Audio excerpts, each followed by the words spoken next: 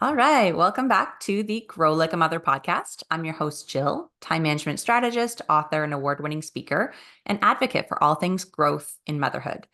Quick reminder that if you're listening to this on Apple or Spotify, you can actually tune in on YouTube as well and just see the conversation that I'm having with Allie live in action.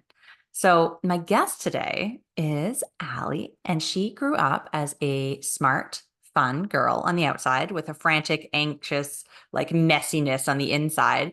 And she went from, award-winning student and athlete to detention and failing out. And so we have a really interesting backstory here. She spent years healing the pain of dysfunctional family relationships, including an eating disorder, a suicide attempt, and an ADHD diagnosis, to now breaking the cycle, raising her own sons. Allie is a certified life coach and certified relationship systems coach, and she empowers parents and teachers around the world to rebuild mutual respect, trust, and meaningful connection with their teens without giving in, daily nagging, or more consequences, which are three things that I resort to often. So I'm really excited to have Allie on the show. She's been in the New York Post, ABC Nightly News, the Rachel Ray Show, all the places. She is a true expert, and we are really blessed to have her here. So thank you for being on the show. Oh, thank you so much, Jill. I'm so excited to be here. Anytime we can talk more for moms and empower moms, I'm in. Yeah, same. I think it's so important, and we're not taught the tools. Like motherhood doesn't come with a manual, No, right? So no, that's one of the things no. we're going to talk about today is like why the things that maybe we were taught don't actually work. But Yeah, I'm excited to dive in and kind of cover the gamut on this, on like teens specifically. We were saying before we hit record, right, that I've got a 15-year-old stepson and an 11-year-old stepson, and as the non-primary parent, I'm seeing all of this for the first time, and I don't have full autonomy to parent as the full-time parent. So sure. yeah, I mean, I'm really curious to see from your perspective what the heck's going on with our teens. Why do we have such attitude? And how can we help them through it? Because I remember being a teen, you know, Yes, and I wanted yes, the autonomy, but I had an yeah, attitude too. So like, what's your perspective? yes. Where does it start? Well, I love that you just said these are your stepsons, and so you're seeing all this firsthand for the first time. Guess what, Jill? So are their biological parents. Yeah, we're all seeing this for the first time and going, what the ever loving has happened to my friendly, mostly compliant, respectful child who is now a moody, disrespectful, self-centered, poop head who just like they're either like screaming my eyebrows off or completely in hidden in their hoodie, like they've gone dark, I put in quotes, and they're in their room behind their phone, like what the happened. So just real quick, this is one of the least funny jokes about parenting. And if you're listening, you probably relate to this. I was barely given 6 hours of education on how to get the creature out of my body and keep it alive for roughly 30 days. So this whole teenager thing is like, I'm sorry, what now? Um, their entire brain changes as a adolescent. So I'm just gonna say that their entire brain changes. So they have not gotten with a bad crowd necessarily. They haven't become intentionally defiant and they hate you and you are failing or they are a bad apple and all of the things. It is their entire brain changes. So that brings consequences with it, like their emotional capacity increases 4.5 times. Mm.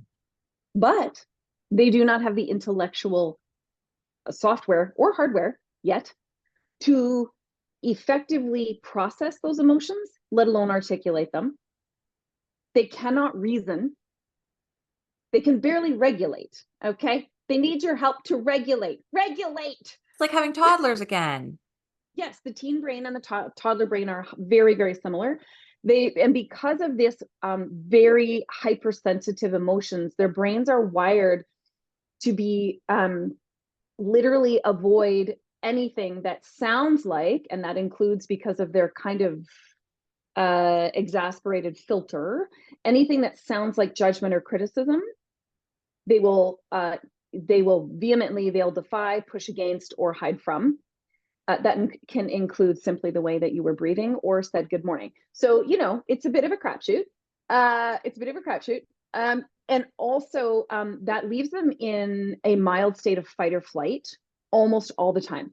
So if you think about it this way, their brain emotional center is now ruling the roost because of the function, the pace of development. The emotions come first, the intellectual, the reasoning, the adult part comes later. So they're all gas pedal, no brakes. All gas, no brakes. And expecting them to have adult level reasoning or brakes is a recipe for insanity. Yeah. So stop the madness. Your job is to help them regulate. That's it. Regulate. Okay. Don't reason, regulate. So that's where the attitude comes from. But it's also where the need for autonomy comes from, because it is very normal for the adolescent brain to push against anything that feels like being a child, because their brain is no longer a child. So they want adult level freedom. Okay, that's the autonomy, the fierce need for autonomy, but they want childlike responsibility. That doesn't mean you've raised an entitled child. That is a function of the adolescent brain. And the way we parent it means we need to work with their need for fierce autonomy and or called agency, choice, rather than the very directive way we used to parent a child who needed that, and it worked. It will not work for a teenage brain. This hits home in so many ways. My 7-year-old, I have to help him regulate a lot because he's autistic. So I'm very familiar with this, like helping them regulate the emotions thing. Didn't realize that the older kids needed that too. So that's excellent. And I have lots of tools for that. And any listeners have heard a lot of those tools already if they're listeners of the show. But like, I'm curious about how do we deal with these situations where the kids, they want this agency, they want the autonomy, but they don't know how to make decisions. Like, hey, what would you like to do today? Like trying as a parent, trying to give some freedom, right? Hey, do you want to take your girlfriend out to the movies? Like, we'll drive you, whatever. And then just having a complete lack of response, or it's like there's no initiative, like there's almost no like no idea center, no creativity. Like, is that common? Yes. Okay. Yes, it is. So I love what you're saying. So first of all, I just love your point. You are no longer planning their play dates. Okay, so we need to let that go. The teen brain needs an extraordinary amount of nothing space, nothing time. I can't state this enough. Their brain is actually growing. It is densifying. What was one neural pathway doesn't get just 9 more added. The brain, it's called pruning, destroys the one that we knew and loved, and it puts 10 more in its place. So if you ask me, where's my cheese? I say, well, I know exactly where my cheese is. But you destroy that knowing I had, and you give me 10 more. Well, what color is the cheese? Well, is it the kind that's in the refrigerator, or is it the marble? Is it in the organic section, or is it in the regular?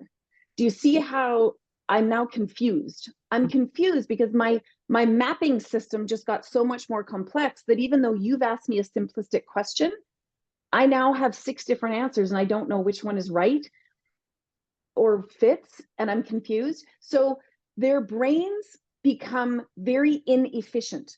And please, that is not a reflection of their intelligence, but their brain becomes very efficient. And this is why you're going to get I don't know a lot. I don't know is a valid answer. It can mean I don't know. It can mean I know, but I can't find where that answer moved to. It can be I know, but it's going to take me so long to figure out where that new mapping is, and 3 other things are taking my priority. It can be I do know, but I don't feel safe telling you. It can be I do know, but I'm not ready to tell you. So I don't know is valid. it's, it's like you go from a store selling one product to now you're like a big box store that has 100 products. That's what's happening in their brain. Mhm. So it takes a lot of patience. And when you're asking them you're trying to help them plan, first of all, stop it. They need nothing space. They need, and no, I'm not saying more time with their phone in their face, but I'm saying they need an extraordinary amount of unstructured space. You know how tired you are, like after a really emotional day, or you've like been crying or whatever. Okay. Their brain, remember, is increasing in emotional capacity 4.5 times. They're exhausted all the time. They're feeling everything at a cellular level, didn't ask for it, and they have no emotional capacity to process that. So it's all at volume 10. They're exhausted. Their circadian rhythm shifts up to 2 hours. They can't go to sleep early anymore. It doesn't work. And thus the craziness of the school system, they need more sleep. That's why on the weekends, they need, if it's possible, to sleep till noon. They need a ton of rest.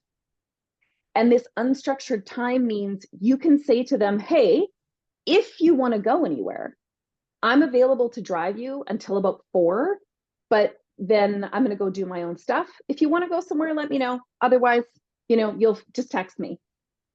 See how I am giving them choice. That's full autonomy. I don't care what you want to do with your time. I mean, if you're going to ask me if you can go jump off a bridge, I might say no, won't drive you there. But I'm giving you full autonomy to make that decision. I am modeling, prioritizing my time and setting a boundary with respect for myself. And you can choose to step into my offer or not. That's on you. And at 4:30, if my teens comes to me and says, well, my friends just decided to want to go to the mall, because you see, they don't plan. They have no future pacing. Everything is organic. It's all unfolding in the moment. That's how they roll. It's a part of the intellectual function, as you said, that does not develop until adulthood. So they're not irresponsible because they can't prioritize or plan. That's their brain. It's overwhelmed just doing what they need to do. Mm.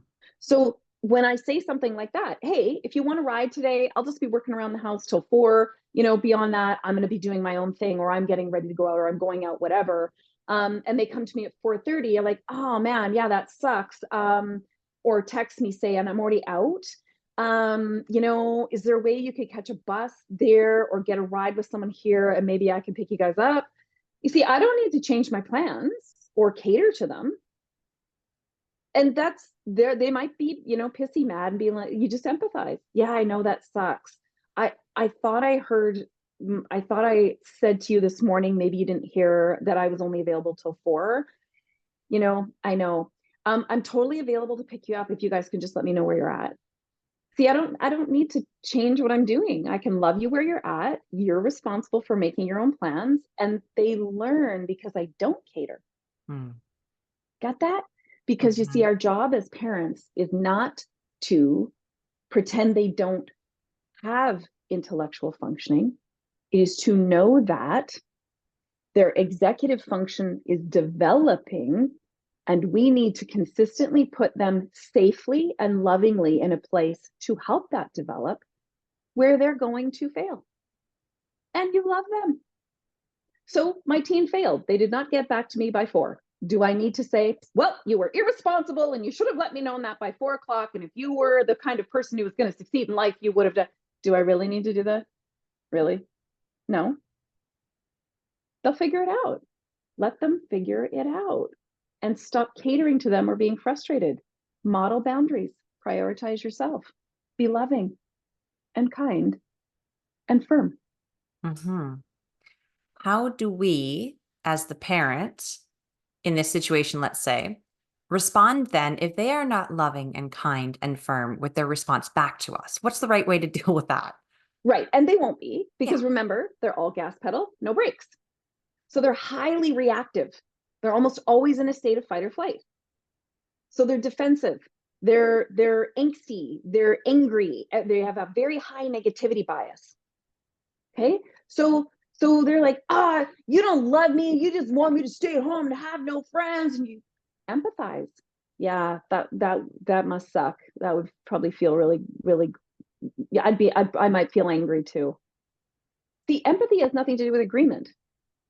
Empathy is believing someone's experience as it is true for them, period. Even if you have never had that experience. That is the number one regulation tool. It's also a connection tool. Because guess what, parents? You are as right about your feelings as they are right about theirs. So unless you would like me to come and gaslight and manipulate you because what you're feeling is simply not reasonable, I put that in quotes, or responsible, how do you feel about me now when I'm telling you your feelings are wrong? And then we wonder why our teenagers like come at us like a dragon breathing fire. Everyone's feelings are right because they're feelings. They don't need to make sense. They're not linear. And we are always having 2 to 3 feelings at a time.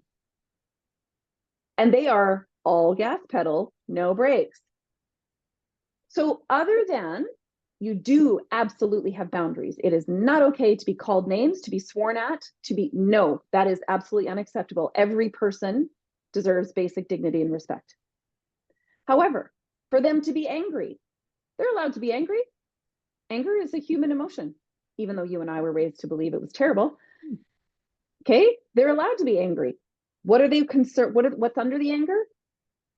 Fear of being excluded, fear of not having the friend experience that they want, fear of not like missing out, right? FOMO.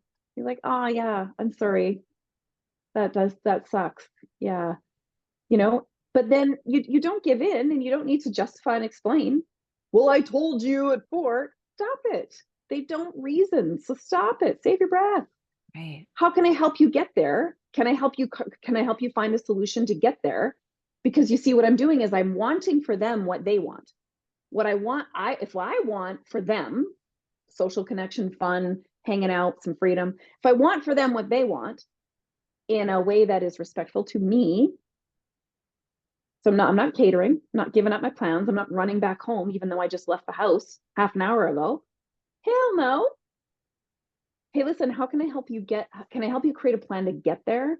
And then it's more likely I'll be able to pick you up. I'm not engaging in the whole, don't talk to me like that, blah, blah, blah. Oh, for heaven's sakes. They're all gas pedal and no brakes.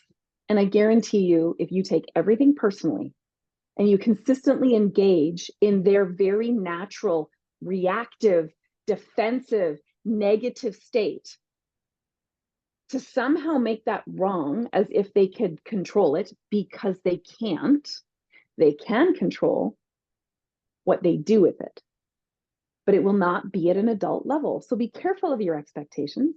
They can be angry and they can learn not to swear or call you names, and they can learn not to put their fists through things or throw things across the house and create physical damage. Just don't engage with it. Now, if it feels like it crossed an edge for you, you can say, you know what? I love you. This doesn't feel respectful to me. So I'm going to end this conversation and I'll call you back in 5 minutes. And I hope we can pick this up again because you matter. And I really want to finish this conversation. And I hang up the phone. But I didn't hang it up saying, you can't talk to me like that. You're being such a blah, blah, blah. Do you know all I've said is you? Mm-hmm. Yeah. So that's never going to go anywhere. But I can say, no, you know what? This doesn't feel respectful to me. I love you. You matter to me. Those are good ways to say you. They're going to be mad. But I'm not doing it. I'm saying in a way like, look, I love you and you matter to me. This has crossed a line. So I'm going to step back and you better call them back in 4 minutes and 59 seconds because this is about rebuilding trust and respect. And they're going to say, well, you hung up on me and you yes, I know. That probably felt you probably felt angry about that. I bet. I was feeling hurt. I felt disrespected by some of the words I was hearing. Do you see how I only said I? I was feeling disrespected by the words or phrases I was hearing. Mm-hmm. I'd really like to finish this conversation with you. How can I help you to get where your friends are? And I will most likely, I will make myself available for pickup. So nowhere in there have I given up my boundary. Everywhere in there, I'm saying, I want for you what you want. And I'm going to give you the autonomy and help your executive function develop. I'm not going to solve it for you because that's what you're working on. Problem solving, critical analysis, risk assessment, emotional regulation, impulse control, and actual emotional vocabulary, which PS, they are not like a phone that you plug in overnight and get the software update. Yeah, they got the 4.5 times more emotions, but the words to articulate those emotions, funny story, that's on you to teach them. I know no one told you that either. It's crazy. And I love hearing the way that you describe this because it's so scientific. Like it's just the facts. This is just what we're dealing with. And Yeah, now that we have this knowledge, we have the power to change the way we interact with the kids, and whole other sidebar conversation about the work we have to do not to be triggered in our own nervous systems. That's like a whole other thing. it is. But I would like to just quickly dip our toes in this idea of consequences for teens. Yeah. Specifically because I'll tell you, and this is a little bit of a selfish one because not the whole audience will be able to relate to this, but since I have you here, I'm curious. Our teen boys, when they come to our house, aren't allowed to have their tech because they're such dickheads when they have it. And so Mhm. if there's a moment where we need to give a consequence when they're at our house, we're shit out of luck because they don't have tech for us to take away. And Mhm. we live in just outside of like a different town, but far enough that their friends aren't here. So we can't take away their friends. And so we Mhm. feel like we have zero leg to stand on. What Mhm. what can be a consequence that will feel like a consequence at this point in time? Does that make sense? Great. Yes, it sure does. That's a great question. So I'm going to break this down quickly Yeah. with some hard truth. Hey, Okay. give it to me. Taking things away is coercion. Taking tech is coercion. It is a tool used for control. That is not correction, that is control. It is a tool that is used to remove something of importance or high value to your teen such that it elicits enough fear or anger that they do exactly what you wanted out of control. I will promise you, coercion will get more defiance, defensiveness, disrespect, and more importantly, disconnection. And when you lose connection, you lose influence. I think what you want is influence. What you and I were taught is control. Mm. They're not the same. Influence comes from connection. So as far as consequences go, and teens by the hundreds of thousands, I actually have put this survey out on social media, have told me, connect before you correct. Okay, now that's actually science. I take no credit for that. I believe it came from the Gottman Institute, but don't quote me on that. It's not mine. Connect before you correct. Remember, I said their executive function is not fully formed. They don't have perspective to always understand, because remember, you can't reason with them, so stop trying. Mm-hmm. But you can mentor them. Reasoning is lecturing. Reasoning is talking to them like they're an adult. They're not. They're a highly emotional, escalated, defensive, negative poopy pants. So that just is okay. So when they cross a line or a clearly stated boundary, and sometimes it's a boundary that was missing, so that goes back to you. But if they cross a line, first of all, you need to go do some deep breathing because it's not likely the house is on fire and everyone is safe. Okay, so calm yourself down. When you go in reacting, guns ablazing, it will never work. When you go in responding, you can connect before you correct. So then you can say to them, hey, I noticed you guys, I'm going to make stuff up here, okay? I noticed you guys were in the backyard using your dad's tools, which I thought we'd made clear were kind of out of bounds. Can you help me to understand that? See how I'm getting curious first. You don't know the whole story, so stop making up you do. Ask the question. Sometimes it's, well, yeah, we just like it was going to be fun, and we're not kids, we're not stupid, like we're okay with it. Sometimes it's going to be that. Sometimes it's going to be, oh yeah, we actually saw this thing run through the yard and we were like freaked out, so we grabbed this thing, and you didn't know that, did you? So get curious first. Here's what I noticed. State your data. That's how our brains work anyway. Here's what I noticed. State your data. Help me to understand. Like, can you fill in some gaps for me? Okay, so then whatever they say, sometimes it's just, oh, this thing, and we need it. It's like, oh, okay, wow, that must have been scary. Empathy. Cool.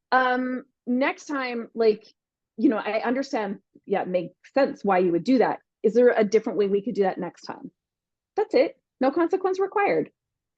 Or they just wanted to. You go, okay, I'm pretty sure that I did communicate that that stuff was out of bounds when your dad's not home, or he's not using it with you. It's not that we don't trust you. It's that when there's other people in our home, we're responsible for their safety too. So often what happens with a teenager is they just need a conversation. They're not stupid. But when you jump straight to your own, and I love C words, conclusion, so that you create a consequence, which is actually coercion, so you maintain control, I guarantee you're going to get everything you don't want. Because it doesn't work with their brain. Their brain is not one neural pathway now, it's 10. So instead, connect before you correct. State what you notice and be curious. If there's another option, let them process. Okay, I get why, yeah, totally understand why that happened. Is there another way you could do that next time? Not next time you should. Stop doing that. Remember, you're trying to help this little teeny part of their brain really kick in, grow for the next 10 years. I hate to be hopeless, but 10 years, yes. If there's a consequence, it's often not on the first go. Often the first go is, I know it's tempting and it probably looks fun.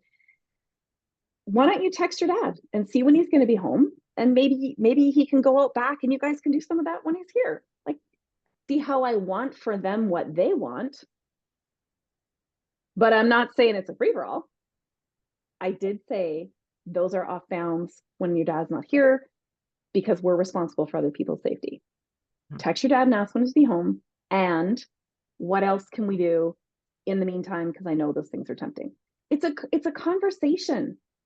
Now, if they go out and they're like ruining stuff, or someone gets hurt, heck yeah, add instead of take away. So the consequence is an addition, and it's about mentorship, connecting. So if the punishment must meet the crime, and this is why the taking the phone will never work. Doesn't have anything to do with the phone. So it's just coercion. So if they're taking the tools or they ruin the tools or whatever, then the consequence is said calmly and respectfully, because that's what you want. So that's what you model. Your dad will let you know when he's available to fix these tools, and you're going to help him. Teenagers tell me over and over, what they want is to be mentored. They want to learn with you. And it's something that's lost in this culture that used to happen 100 years ago, 60 years ago, that still is wonderful for kids, most often who grew up in rural areas or on an acreage. They want that. Okay, you ruined the chainsaw? Cool. You're going to help me take it apart. You're going to help me find what parts are missing. And you may even need, just via time or other things, need to earn the money to buy the new chain that you bust or the whatever, right? They want that, but not because you are constantly lording this transgression over their head as if somehow they're supposed to be perfect, because they're not, and neither are you. So until you are, I guess it's not really gonna work. They want mentorship. So if it is possible at all to help it relate, let it. And guess what? If you ask your teenager, they will come up with the most creative things you never thought of. We said this wasn't appropriate, and this has been the result. What do you feel is an appropriate consequence? How do you see making this right? So repair and restitution. Ask them. You want to help engage that teeny tiny little executive function as it's growing and give them choice and autonomy? Let them have agency in their own repair and restoration. You want to see buy-in? Holy shoot, they'll jump on that so fast. Why? Because you didn't let them off the hook with it, but you said, what do you think is appropriate? And so they'll come up with stuff that's way harsher and often way more creative than you ever could have thought. And then you hold them to it, right? Mm-hmm. Maybe it's money. Okay, here's a list of chores your dad and I have come up with dollar amounts next to it. You know, it's going to be $50. You can do these. Let's say you can choose whatever combination of these you want done. They need to be done within 10 days. So by Friday of next week. Okay, I'm just playing with dates. So you have to give an end time, a time frame, but not now. Now is demanding and controlling. Stop it. By next Friday, you can choose whatever combination of these you want. We put the dollar values next to them. You got to get to $50 because that's what it's going to cost for the parts for the saw. And then your dad is going to do the repair with you and you can learn how to figure that out. And then you love them through their consequence, not crap all over them through it. That builds instant respect. It builds trust. It removes the shame story. It builds confidence. It builds resilience. They see that they can succeed in the face of challenge. And next time a transgression happens and they go, well, this is dumb. I hate this. This is stupid. You go, yeah, I know. This sucks.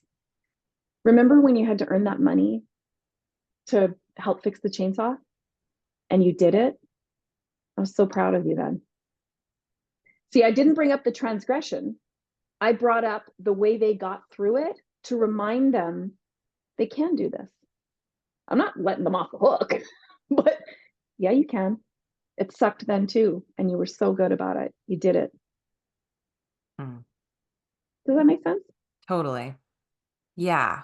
And it's so interesting to see now with the information that we have as parents these days, how different it is from like what would have happened in the 70s and 80s and 90s when we were growing up, right? Yes. Yes. And I'm curious, it kind of makes me wonder with regards to like the generation that is teens now, like they're in such a unique place in the world and in technology and with everything that has to do with God. I mean, we all know we live here too, but we remember what it was like before. We can tell the difference between what's real and fake online because we existed without it, right? Right. Correct, we know how to entertain ourselves and be bored because we existed without the tech. That's right. And I wonder if you have any tips in that sphere in terms of, you know, when our teens are feeling that sort of addictive pull to the tech. And not even like, I'm not even thinking about social media and all of the crapshoot that is, but like the gaming, you know, and the zoning out.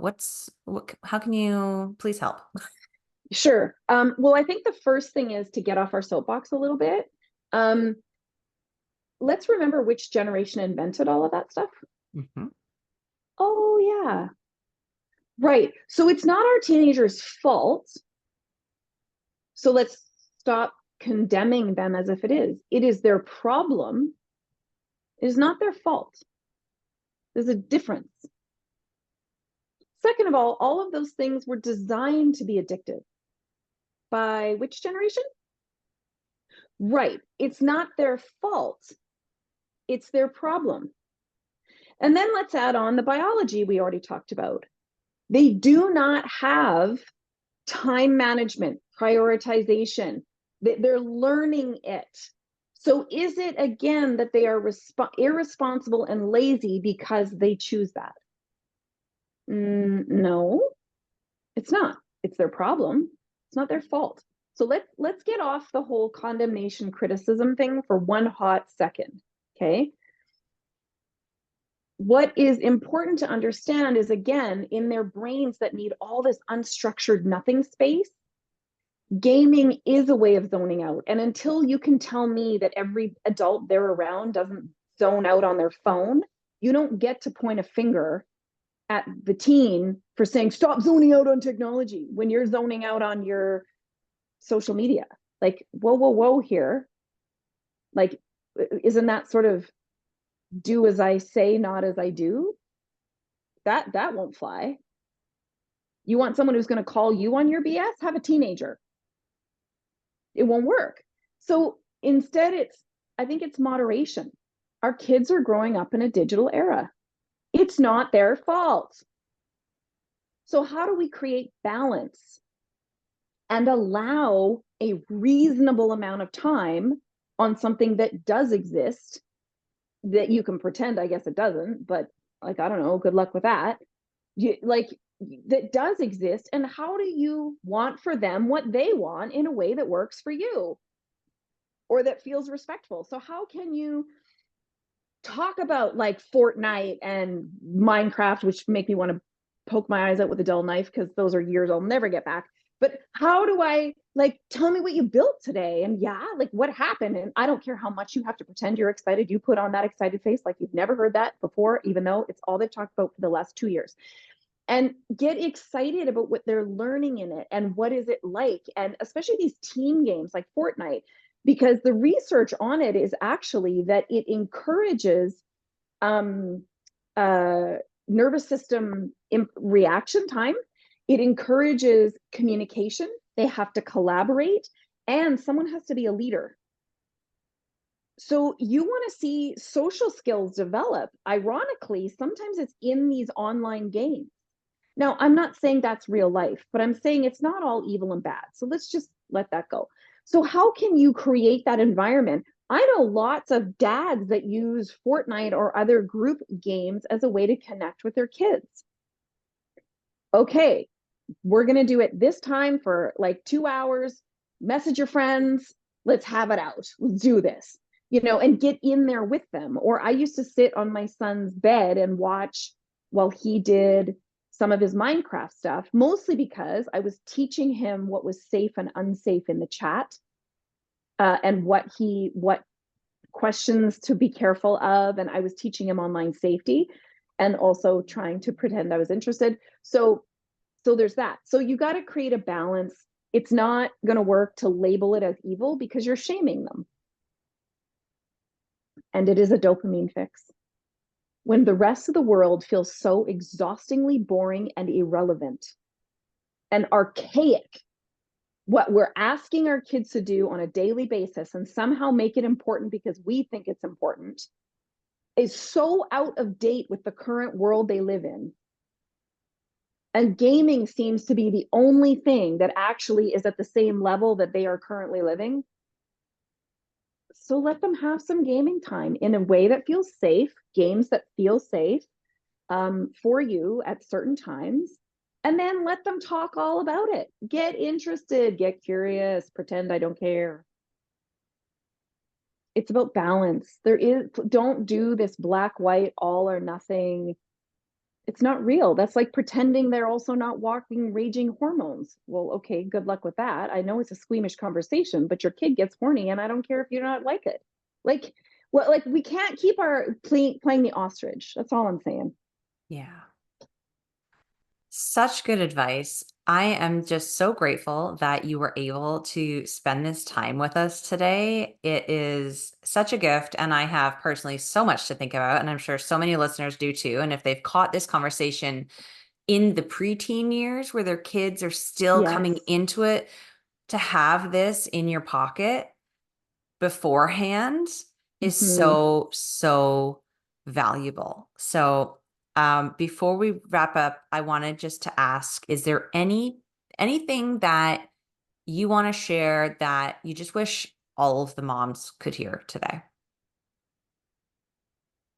Yes. You cannot fail at something for which you were never trained. Please know this is not your fault. You're not the problem.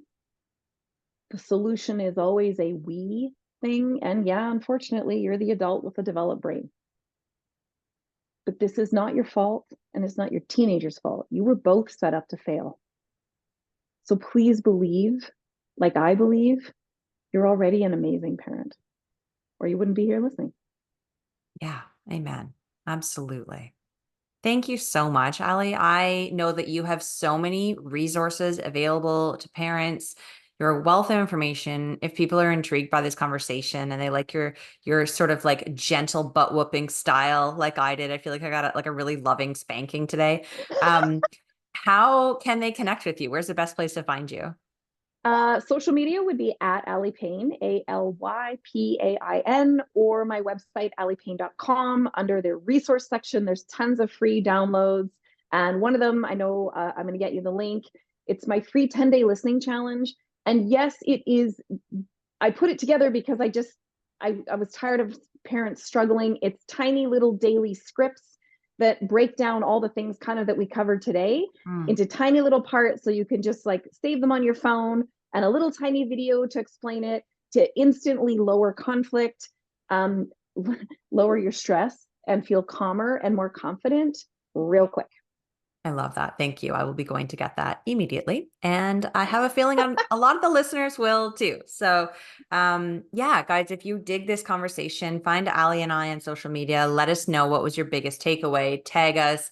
Share this episode with your other friends who maybe do have teens, or have kids coming up to teens. Or Yeah. like I'm going to do, maybe share this with your partner that you're parenting with or co-parenting Yes. with, or Yes. yes, please let's just get this out into the world because this is going to make for some happier families. Mm-hmm. Hmm. Thank you so much, Jill. It's a privilege to be part of this. Thank Thank you. you. Thank you.